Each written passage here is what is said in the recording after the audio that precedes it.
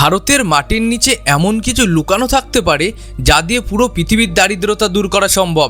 এটা কি কোনোদিন ভেবেছেন? হ্যাঁ, কেরালার শ্রী পদ্মনাভস্বামী মন্দিরের নিচে লুকিয়ে আছে কয়েক লক্ষ কোটি টাকার সম্পত্তি। কিন্তু এখানেই শেষ নয়, আসল চমক তো অন্য জায়গায়।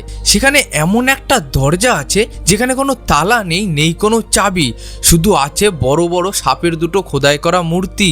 এই দরজা খোলার চেষ্টা যারা করেছেন তাদের সাথে কি ঘটেছে শুনলে আপনার গায়ের লোম খাড়া হয়ে যাবে।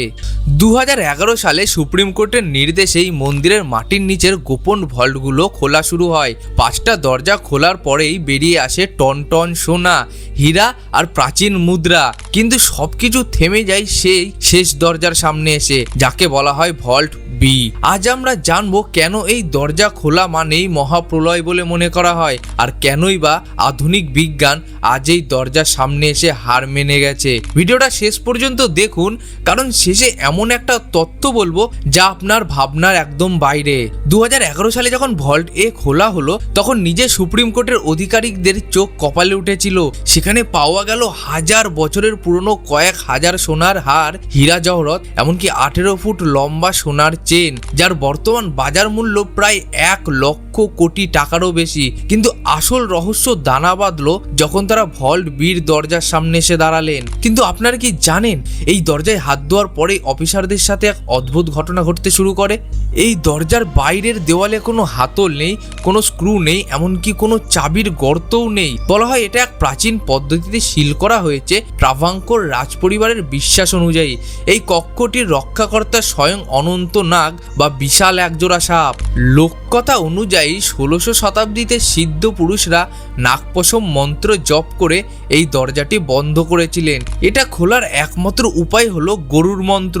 কিন্তু সমস্যা হলো বর্তমানে ভারতে এমন কোনো মানুষ নেই যিনি নির্ভুলভাবে এই মন্ত্র উচ্চারণ করতে পারেন। আর সবাই যেটা ভাবছিল ঘটনাটা কিন্তু ঠিক সেরকম ছিল না। অনেকেই ভেবেছিলেন গায়ের জোরে দরজা ভাঙবেন, কিন্তু তার ফল কি হয়েছিল জানেন? 1930 সালেও একবার একদল লোক এই ভল্ট খোলার চেষ্টা করেছিলেন। রেকর্ড বলছে দরজা খোলার চেষ্টা করতেই অন্ধকার সেই কুঠুরি থেকে ঝাঁকে ঝাঁকে বিষাক্ত সাপ বেরিয়ে এসেছিল।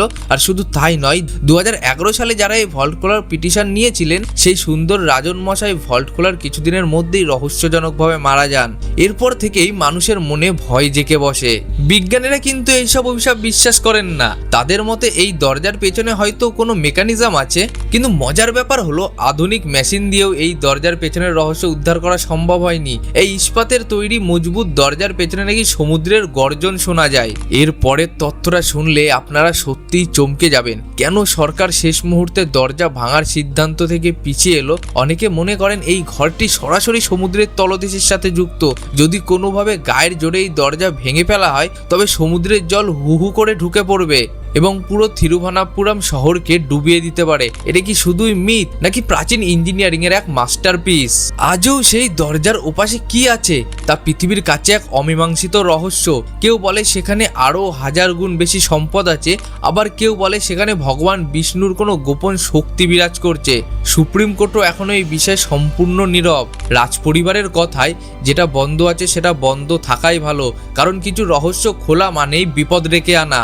আপনাদের কি মনে হয় আধুনিক টেকনোলজি ব্যবহার করে কি এই রহস্যময় দরজা খোলা উচিত, নাকি ধর্মের বিশ্বাসকে সম্মান জানিয়ে এটাকে এভাবেই রেখে দেওয়া ঠিক?